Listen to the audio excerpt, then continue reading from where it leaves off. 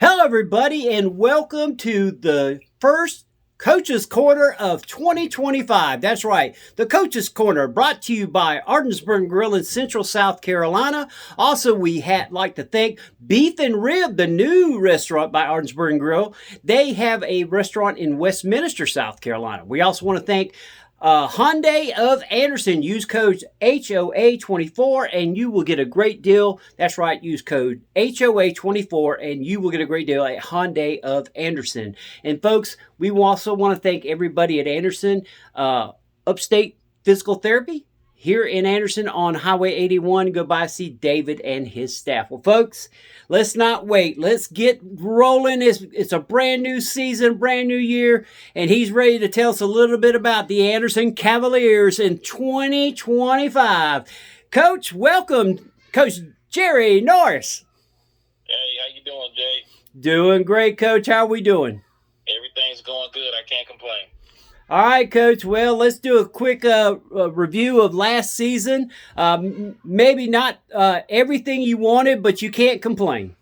Right. The season ended with us going 3-7. Not quite the ending that we wanted, but the thing about it, the real win was a team coming together and they actually bonded at the end of the season.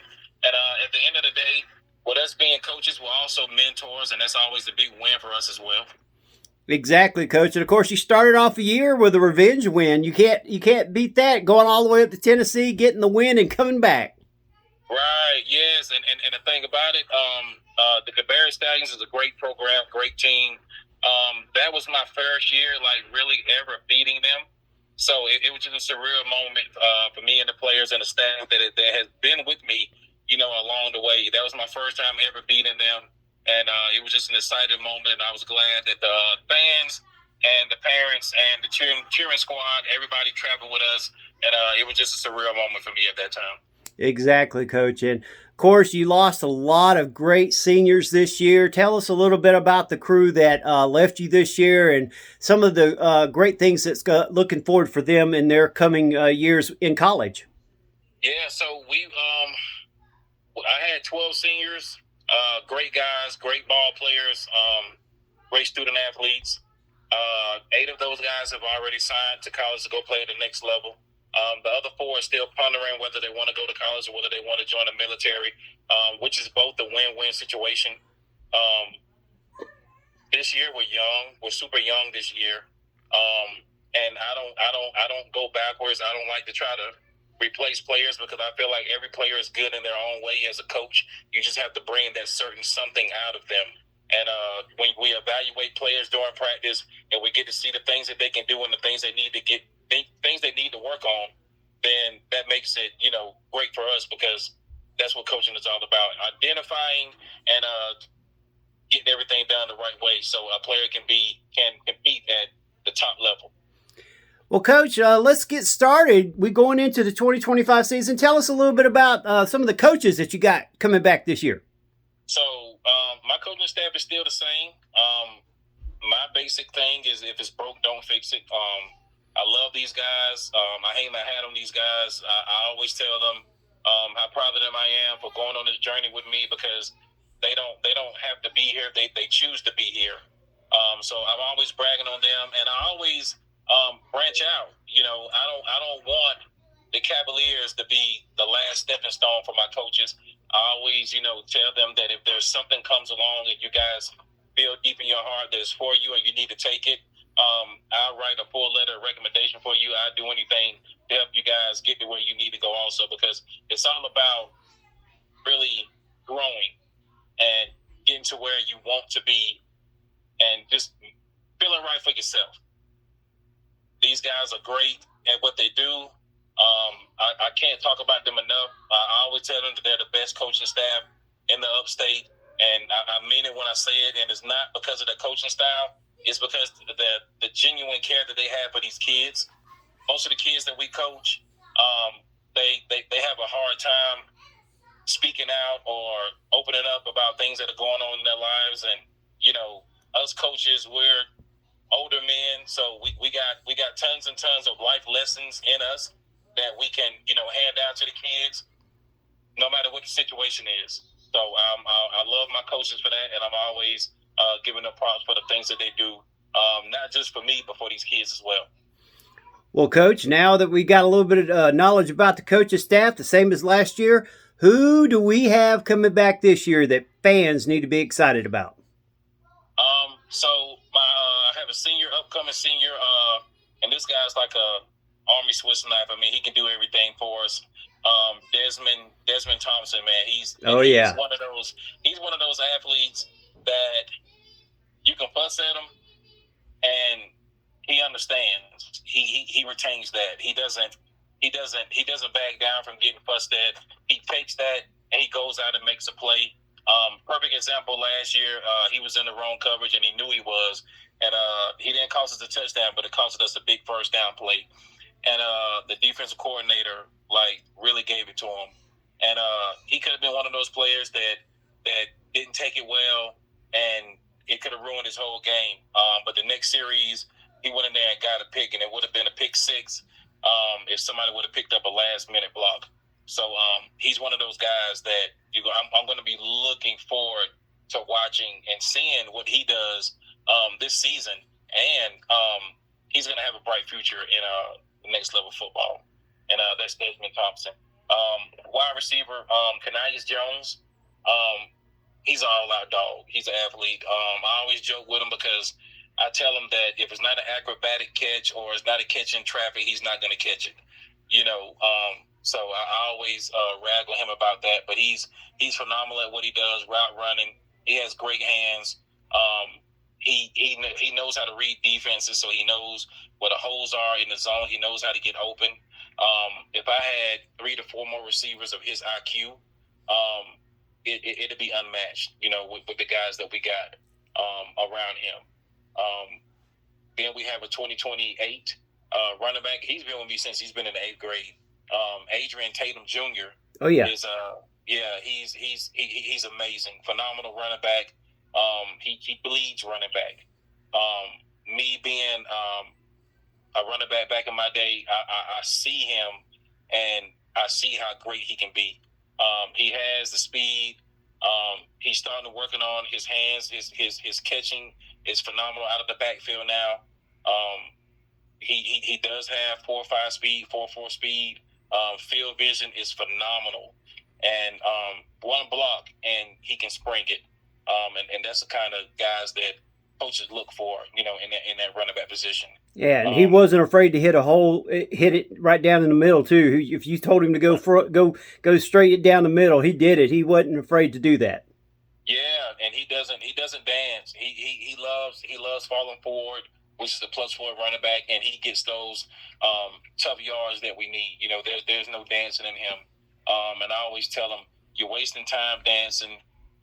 Let's get those tough yards. Running backs go forward. We don't never go backwards. Yep. So those 3 guys are pretty much the top guys that we have coming back. The rest of the guys are young. They're being evaluated right now, but we got a good core group that actually we've been going at it for like 2 months now, 2.5 months, and they have came together mentally more than anything. And the coaches are seeing that practices have been a breeze. It feels like we got a game this Friday. That's how ready and in tune these guys are. And I love that already. We got a couple of scrimmage games coming up in June to try to get the guys prepared. Do have a couple of 7-on-7s lined up for the guys just to get the quarterbacks timing down with the receivers and running backs, because it's always fun at games when you get to see your teammates every day and you get to compete against your guys. But, it's a different beast when you're competing against somebody else because nothing beats the real thing.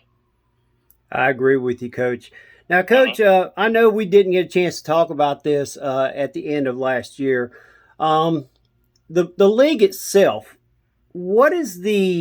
have you heard anything on the status of how they can improve the refereeing, if you are allowed to talk about that? Yes.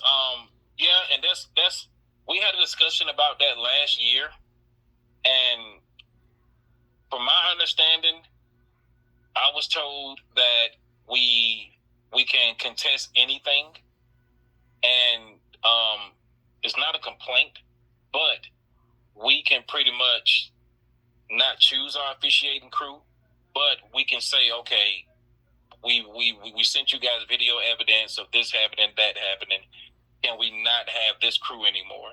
Yeah. And they're pretty lenient on letting us be the ones to not dictate who referees our games, but they will show us like, okay, we won't give you him, but we'll send somebody else your way because I want to say we played 9-10 games this year, and maybe a couple of bad calls costed me the game.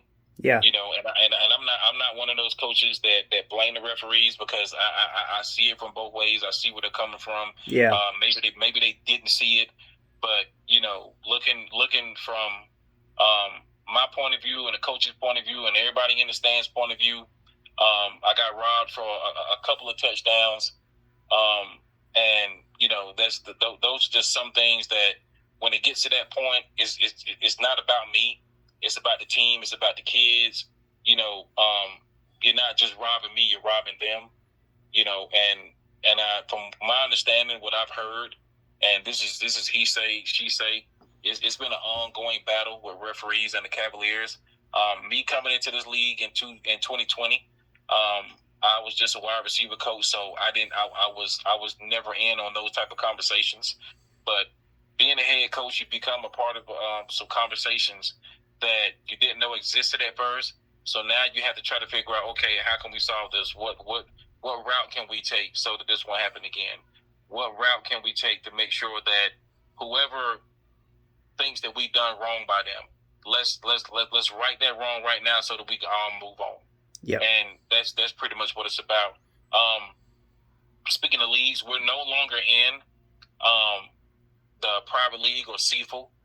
We broke away from that league, so the Cavaliers are completely independent right now. Okay. So we make our own schedule. So we don't have to really answer to any leagues or anything like that. So the only thing we have to do is keep up with our insurance, and we have to schedule our games. And as of right now, we have 1A, I think 1A, 2A, and maybe 1 3A ball team on our schedule right now. I want to try to keep it 1A and 2A. Because I'm reaching out to a couple of people, a couple of sponsors, and the goal is to try to attempt to get the Cavaliers into a real programming out of the private league homeschool, even though it's built off of the homeschool kids. Yeah. But sometimes when you want to do more and you want to be more, that comes with growth. Yeah. So by us growing and getting the right amount of kids, getting the kids that can help us win, getting the kids that want to play football, getting the kids that want to go to the next level. You have to expand, and a lot of great things come with expanding. We get a building, we can get grants. Right now, with us being completely independent, we fundraise for everything. We have a fundraiser going off right now that the kids are doing. We got 2 more that the coaching staff has to get together. We have to plan dates for those. So everything that we grind for is a reason why we're grinding. It's not free for us.